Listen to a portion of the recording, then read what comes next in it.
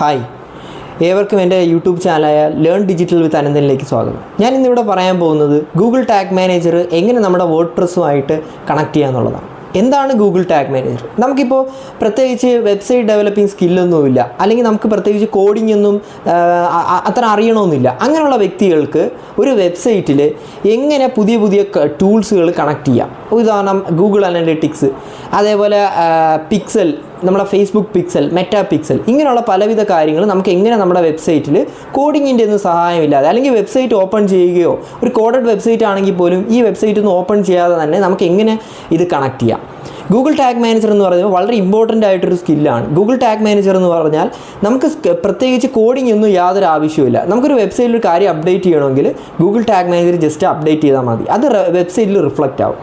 ഒരു പുതിയൊരു അനലിറ്റിക്സ് തന്നെ എടുക്കാം. അനലിറ്റിക്സും വേർഡ് പ്രസ്സും നമ്മൾ ലാസ്റ്റ് ക്ലാസ്സുകൾ കണക്ട് ചെയ്തിട്ടുണ്ട്, അല്ലെങ്കിൽ ലാസ്റ്റ് വീഡിയോയിൽ ഞാൻ പറഞ്ഞിട്ടുണ്ടായിരുന്നു. അപ്പോൾ അത് അനലിറ്റിക്സും വെബ്സൈറ്റും കണക്ട് ചെയ്തൊരു പ്ലഗിൻ്റെ സഹായത്തോടെയാണ്. അപ്പോൾ ഇവിടെ നമുക്ക് തികച്ചും വ്യത്യസ്തമായിട്ട് ഗൂഗിൾ ടാഗ് മാനേജർ എന്നൊരു ടൂൾ വഴി നമുക്ക് വെബ്സൈറ്റ് എങ്ങനെ കണക്ട് ചെയ്യാം, അല്ലെങ്കിൽ ഗൂഗിൾ ടാഗ് മാനേജറിൽ എങ്ങനെ അക്കൗണ്ട് ക്രിയേറ്റ് ചെയ്യാം, ഗൂഗിൾ ടാഗ് മാനേജർ ഒരു കാര്യം റിഫ്ലക്റ്റ് ചെയ്യണമെങ്കിൽ എങ്ങനെയാണ് ഗൂഗിൾ ടാഗ് മാനേജറും നമ്മുടെ വേർഡ് പ്രസ് വെബ്സൈറ്റും തമ്മിൽ കണക്ട് ചെയ്യുന്നുള്ളതാണ് ഇന്നത്തെ ഈ വീഡിയോയിൽ അവതരിപ്പിക്കുന്നത്.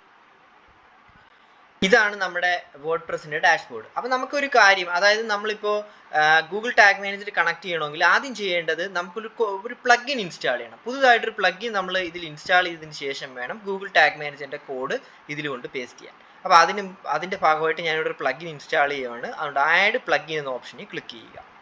ഇവിടെ പോയിട്ട് ആ പ്ലഗിൻ്റെ പേര് ഇൻസേർട്ട് ഹെഡേഴ്സ് ആൻഡ് ഫൂട്ടേഴ്സ്, അതായത് ഗൂഗിൾ ടാഗ് മാനേജറിൻ്റെ ഒരു കോഡ് നമുക്ക് ഇതിൽ പേസ്റ്റ് ചെയ്യേണ്ടതുണ്ട്. അതിൻ്റെ ഭാഗമായിട്ട് ഞാനൊരു പ്ലഗിൻ ഇവിടെ ഇൻസ്റ്റാൾ ചെയ്യാൻ പോവുകയാണ്.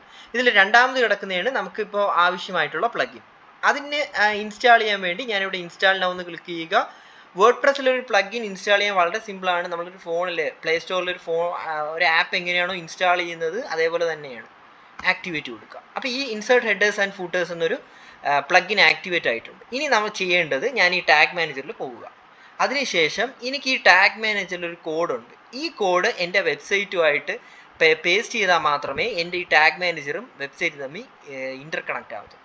അതിനുശേഷം എനിക്ക് ടാഗ് മാനേജറിൽ എന്ത് കാര്യം വേണമെങ്കിലും സ്കീമ മാർക്കപ്പിൻ്റെ കോഡോ അനലിറ്റിക്സിൻ്റെ മെഷർമെൻറ്റ് ഐഡിയോ കൊണ്ട് ഇട്ടാൽ മതി, അത് വെബ്സൈറ്റ് റിഫ്ലക്റ്റ് ആയിക്കോളും. അതിൻ്റെ ഭാഗമായിട്ട് ഞാൻ ഇവിടെ അഡ്മിനിൽ ക്ലിക്ക് ചെയ്യുകയാണ്. അപ്പോൾ പുതിയൊരു ഇത് വരും. അതിൻ്റെ തൊട്ട് താഴെ നമ്മളിവിടെ ഇൻസ്റ്റാൾ ഗൂഗിൾ ടാഗ് മാനേജർ എന്നൊരു ഓപ്ഷൻ ഉണ്ട്, അത് ക്ലിക്ക് ചെയ്യുക.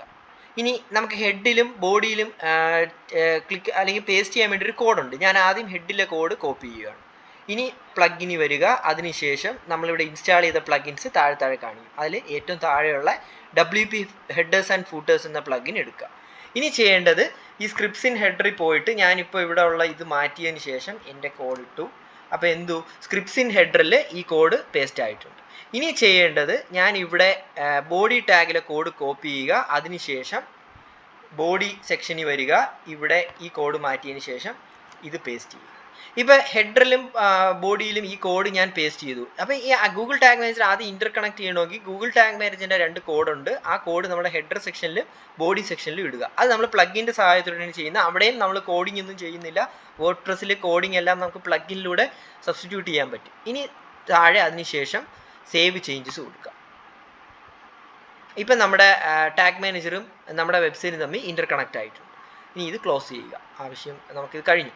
അപ്പോൾ ഇങ്ങനെയാണ് നമ്മൾ നമ്മുടെ ഗൂഗിൾ ടാഗ് മാനേജറും നമ്മുടെ വെബ്സൈറ്റും ഇൻ്റർ കണക്ട് ചെയ്യുന്നത്. ഇൻ്റർ കണക്ട് ചെയ്യുന്നതിൻ്റെ ഭാഗമായിട്ട് നമ്മളൊരു കോഡ് ടാഗ് മാനേജർ ഉണ്ട്. ആ കോഡ് ഇവിടെ കൊണ്ട് പേസ്റ്റ് ചെയ്യുക. അപ്പം എല്ലാവർക്കും ഈ ക്ലാസ് മനസ്സിലായെന്ന് വിശ്വസിക്കുന്നു. ഇനിയുള്ള ഫ്യൂച്ചറിലും ഇനിയുള്ള വീക്കുകളിലും നമ്മളിനി ഡിജിറ്റൽ മാർക്കറ്റിൻ്റെ പുതിയ സാധ്യതകളും പുതിയ മെത്തേഡ്സും നമ്മൾ പഠിക്കുന്നതായിരിക്കും. എൻ്റെ ചാനൽ ഇഷ്ടമായെങ്കിൽ നിങ്ങളത് സബ്സ്ക്രൈബ് ചെയ്യുക. കൂടുതൽ വീഡിയോസ് ഇതിൽ വീക്കിലി നമുക്ക് അപ്ലോഡ് ചെയ്ത് പോകുന്നതാണ്. Thank you.